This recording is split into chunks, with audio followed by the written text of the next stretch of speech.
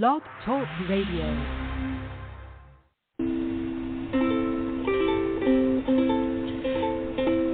Hi everyone, this is Camille from sunny California, and you're listening to the Coffee Chat with Camille show, which is the podcast series that interviews various guests about real-life topics for people who love to learn.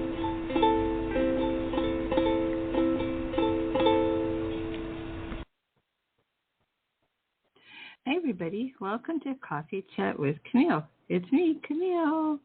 I have an extraordinary guest that's going to be on this show shortly, but first I need to introduce him some. And it looks like he's already in the studio holding, okay? So let me get through this so we can get into the interview. I'm so excited. What's it like being a working class rock star with Funkboy, a.k.a. Ivan Bodley? Funkboy Ivan Bodley is a bass player and a music director to the stars.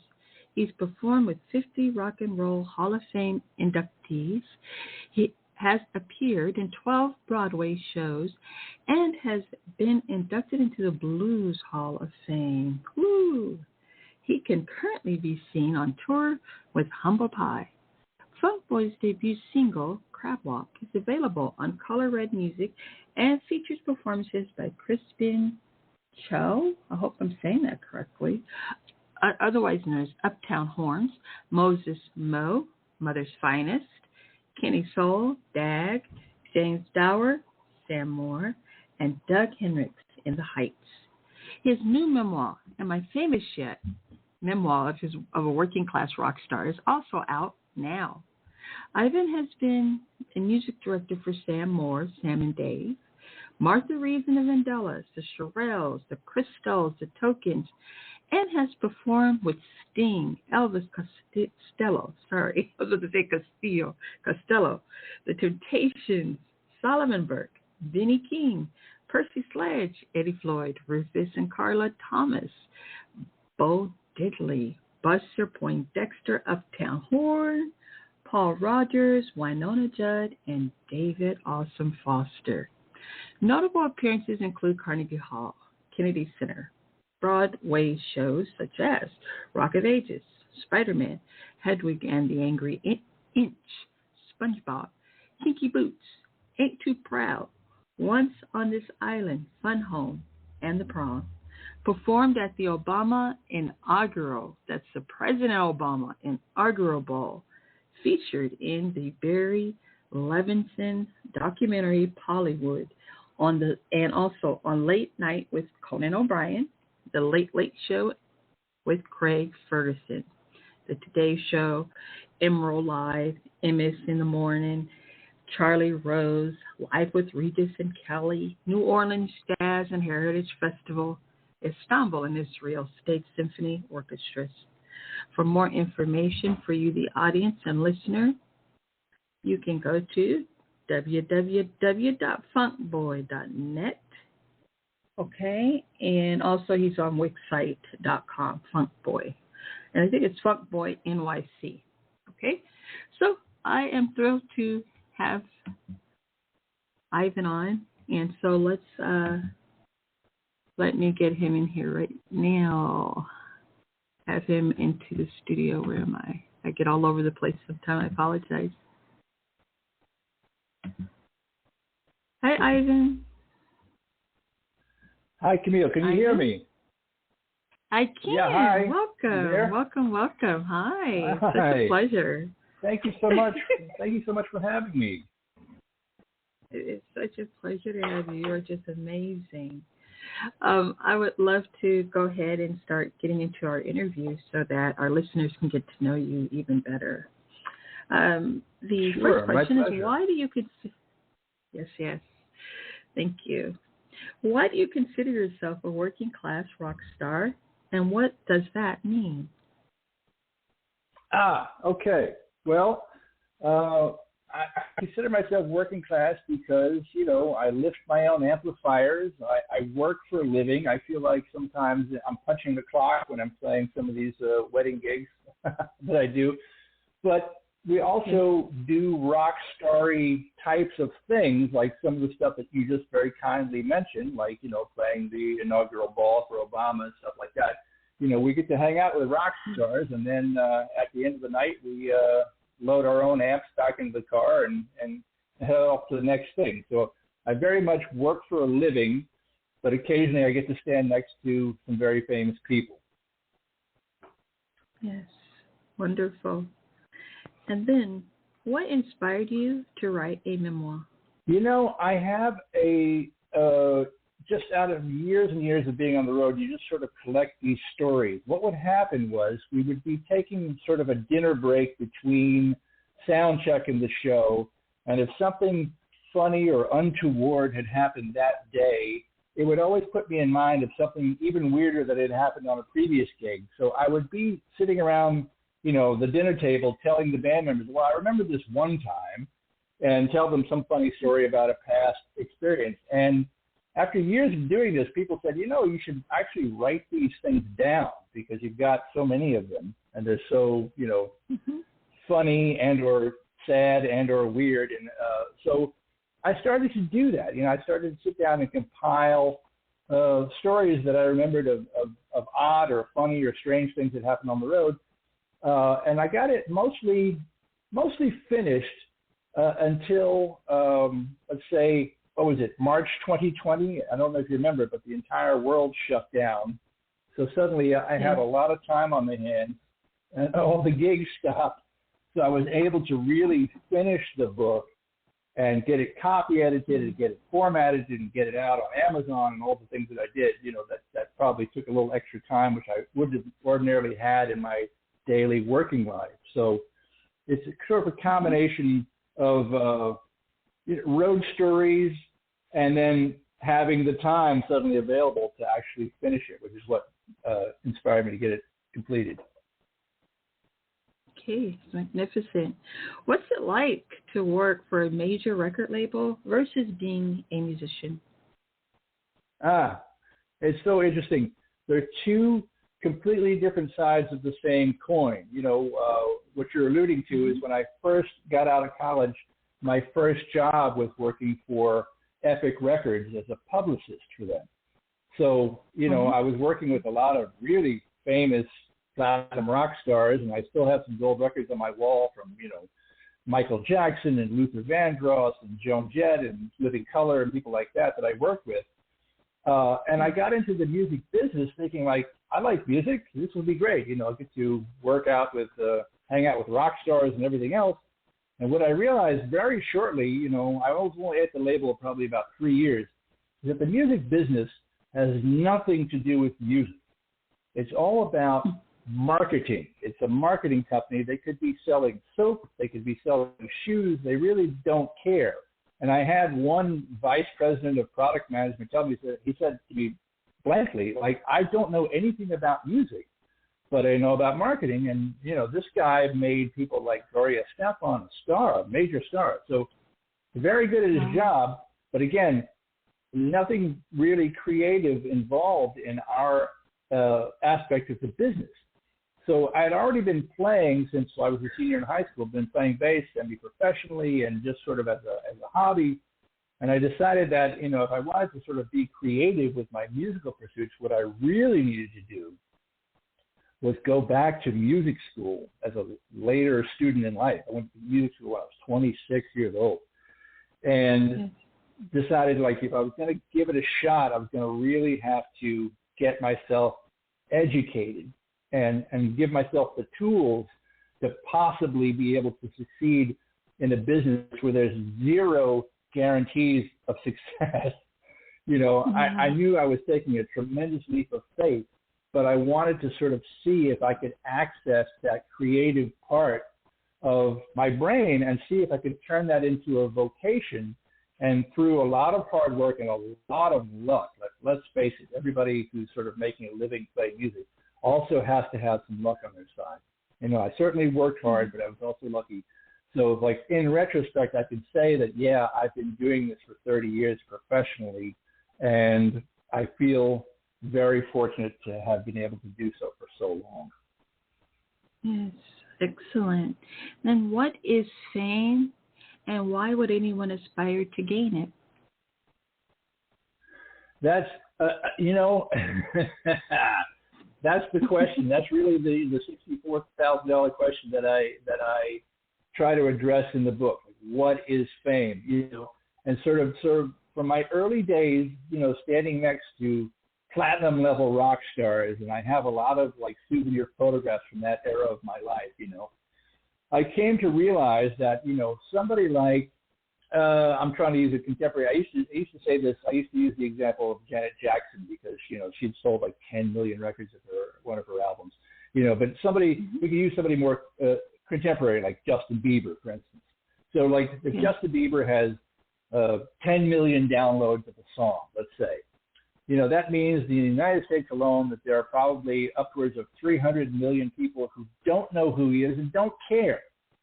So fame is a sort of tenuous kind of thing. It's a very relative thing. Like you can be sort of uber famous and still like, my parents or grandparents might still not know who that person is, who Justin Bieber. So there's that sort of aspect to consider. And then there's sort of levels of it too, when I was a college radio disc jockey in New Orleans, I was quote unquote, a very, very minor D-list local celebrity among people who listened to that particular radio station. Like, they knew who I was. But again, the whole rest of the city had no idea who I was and didn't care. And it was sort of fine. So that was sort of like figuring out what fame was. And then why would you want to attain it? I don't know. Like, it seems like, early on when I very first played in a high school gymnasium at a talent show, and there's 600 kids screaming in approval and acceptance of what I'm doing, and these are kids that, actively wanted to beat me up otherwise. It seemed like a vast improvement in my lot in life by having this limited acceptance from these kids. So I said, all right, if I'm going to do that, that's something that I should probably pursue in life, to sort of create this feeling of acceptance among people.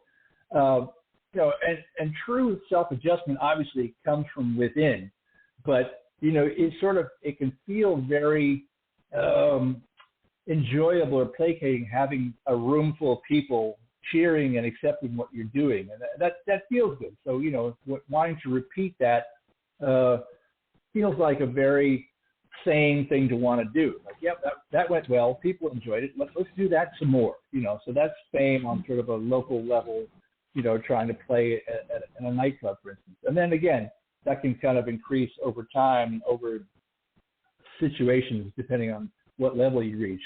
But you have to sort of wonder if you're not trying to fill some sort of hole in your life by creating that false sense of acceptance. So, you have to do some self-examination to understand why you're looking for that and whether it's a healthy thing for you or not. And it varies from person to person. I'll say that.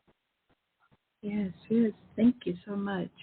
And how does one go about being a professional musician? That's the other $64,000 question. For me personally, as I alluded to previously, it involved me trying to get myself educated. Because once I decided that the music business was no longer for me and I really wanted to try music itself, I realized that I needed to give myself every possible tool to be able to try to succeed at it. And I knew that, I really had almost zero formal musical education through high school and college. It just wasn't really available to me other than studying some private lessons kind of thing. So, I didn't know how to read music, for instance. I didn't know any of the musical theory or the harmony or any of these things. So I decided I needed to really give myself those tools to be able to exist in many different genres, many different worlds. Like, being able to play cover songs at a wedding, for instance, just means you have to just know a ton of material or be able to read charts. Being able to substitute in a Broadway pit, which I've done many, many times, you have to have some sight reading ability. It allows you to sort of shape shift, if you will, and go into different rooms, different genres, different bands, and be able to instantly sort of fit in. And having that level of diversity allows you to have more employment opportunities. That's the key, sort of being able to work in many different areas, many different fields.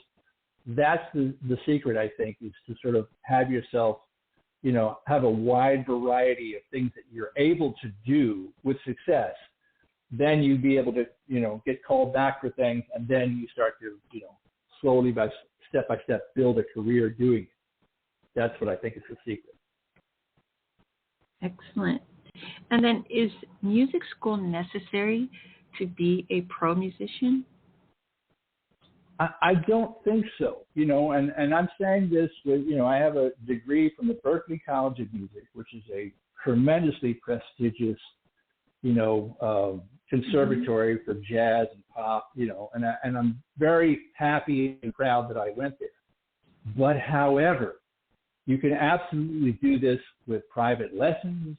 You can do this as an autodidact, teaching yourself. You know, there are many, many paths. But I'll say this, you know, having this music degree in my hand, in 30 years, not one employer has ever asked to see it.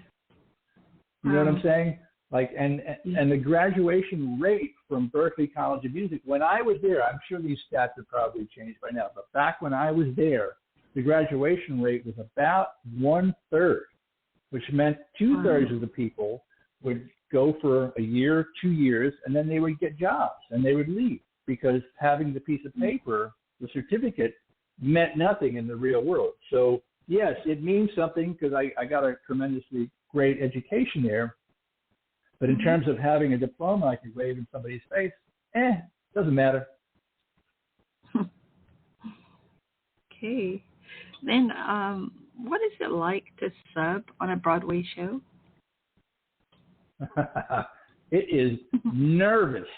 It is nervous, because what happens on Broadway, and this has been a musical experience unlike any other I've ever had, is what happens is there is a chair holder. In other words, there's a bass player who's been hired to play the entire run of a production. And because of the local 802 Musicians Union rules, you can substitute out up to 50% of your shows, up to half of your shows, and still keep your chair.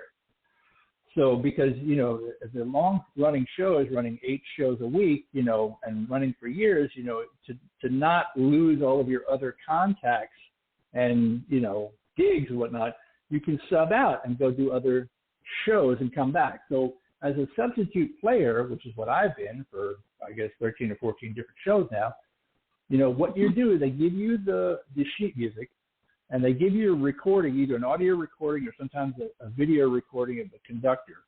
And they say, call us when you're ready. So your job then is to go home and to begin to decipher the music, try to get it under your hands, sight read it, and almost get it over-prepared and memorized to the point where, you know, when you finally do get into the show, there are going to be distractions, there are going to be things that are different, and you got to, like, just keep your feet under you the whole time. So what happens is you go in to do a live performance in front of a paying audience. That's your audition.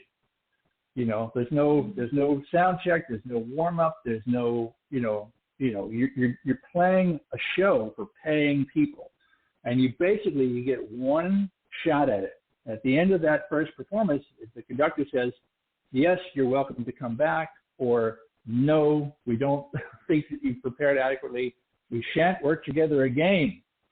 So you've done like 2 to 4 weeks of, you know, rigorous rehearsal practice at home, like, 3 to 4 hours a day for up to a month sometimes, trying to get a book prepared. And then you go into do your first substitute show, and it's just absolute panic, because you know that you're going to get one shot at this. And if it doesn't work for whatever reason, however prepared you are, if something goes crazy upstairs and the actor forgets a line and the conductor does this, that, the other thing, or something sound-wise sounds different in the pit because somebody tripped over a microphone or whatever it is, if you panic, and you sort of lose your spot or, make a mistake that they don't like, that could be it. You know what I mean? So yes. Knowing that you have one shot to get it right, it's extremely nerve-wracking the very first time you go in. Yes, yes. And what is the strangest gig you've ever done?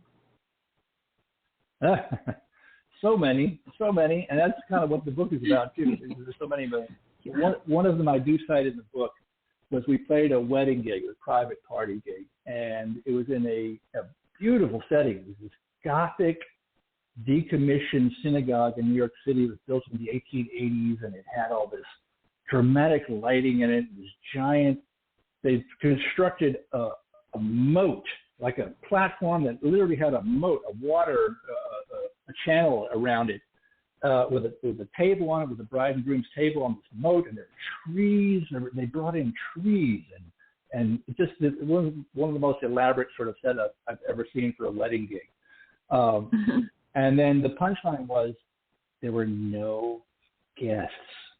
It was only the couple in this room. We were sitting in the corner of like this little acoustic trio, just absolutely freaked out. Like, what is happening? Why are we here? Why are they? It's like $100,000 wedding for no people, Yes. And we would not have been surprised to read in the paper the next morning that the groom had then eaten the bride for dinner. I don't know. We called it the Hannibal Lecter wedding. That's what we called it, just as a joke among ourselves. It was so odd. Okay, thank you so much. And who are your biggest musical influences? So many, and it depends on the genre, and it depends on what gigs we're talking about. I spent a lot of my career working for classic soul artists on the Stax and the Motown labels, so Sam Moore from Sam and Dave, for instance. So Duck Dunn was the bass player at the Stax Records. And Duck Dunn played bass with Sam and Dave and Otis Redding and Wilson Pickett and Rufus Thomas. So his work is one of the foundations of my study and things that I've made a lot of money basically, ripping off Duck Dunn and playing all his parts. And by the same token, the artists that I work with from Motown, like the Supremes, Mary Wilson from the Supremes, and the Temptations, and Harvey Fuqua, those bass lines were all played by a guy named James Jamerson, who played on all of the Motown records, all of the Marvin Gaye, all of Stevie Wonder, all of the Temptations, Four Tops. This one gentleman was, one of the most influential bass players of the last century. And I've just spent hours and hours and hours, transcribing his parts and becoming intimately familiar with his style and his approach. So, I owe him a huge debt of gratitude, and also studying some great jazz bass players like Stanley Clarke and Jaco Pastorius. People like that have all been very influential in my career along the way. Okay, thank you. Is touring life all glamour all the time?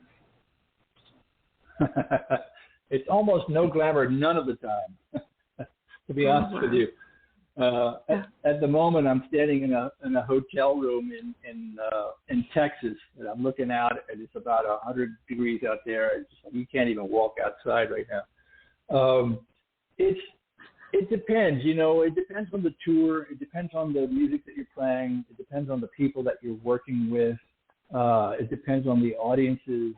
Some tours are much more glamorous than others. We're going to be doing a tour up the East Coast of the United States with Humble Pie Legacy this September. And I think that's going to be just a great one. Just going to be wonderful people, wonderful audiences, fabulous music. The Humble Pie is one of my favorite all-time classic rock bands.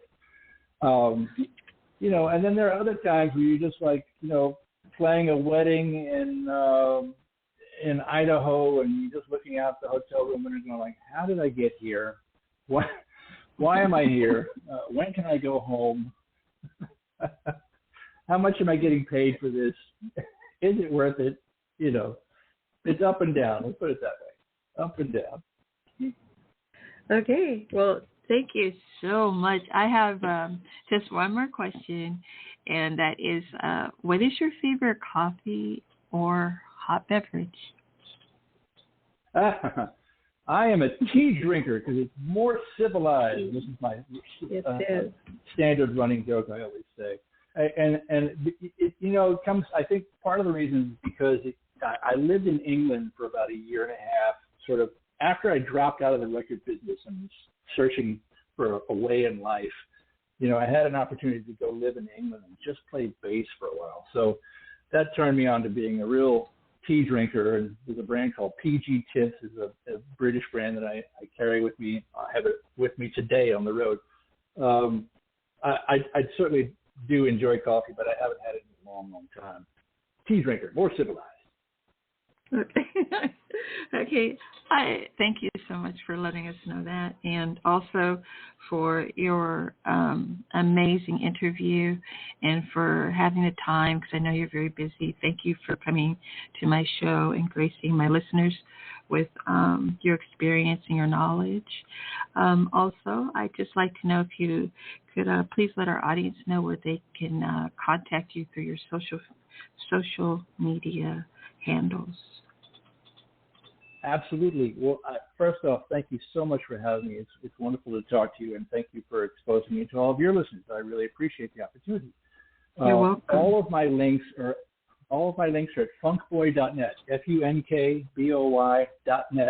There's a link there that gives you all the socials, gives you everything. I've got, I can be found on just about any platform you can imagine.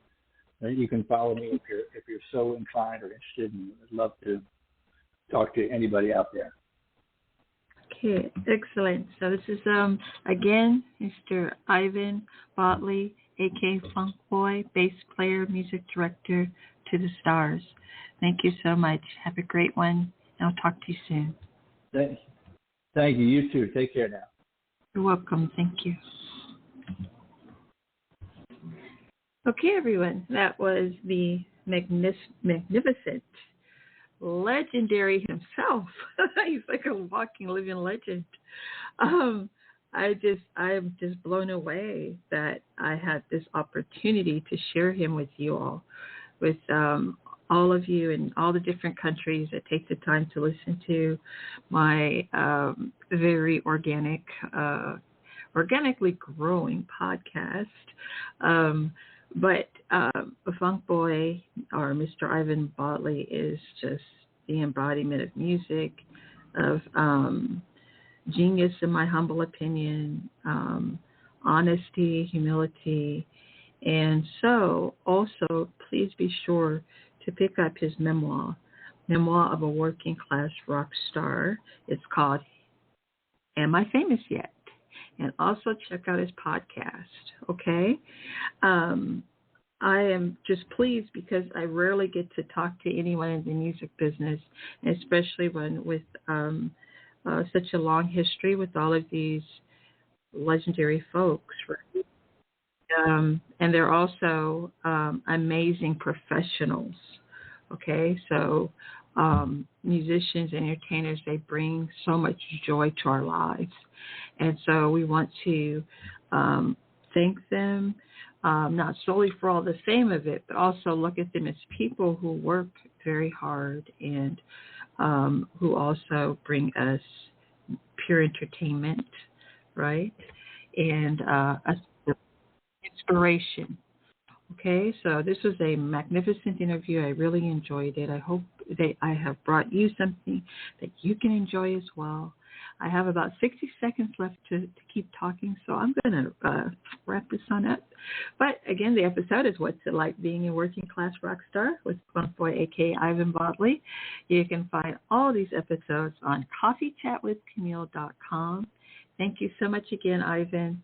Thank you all for listening, and I hope you have a magnificent weekend. Bye for now.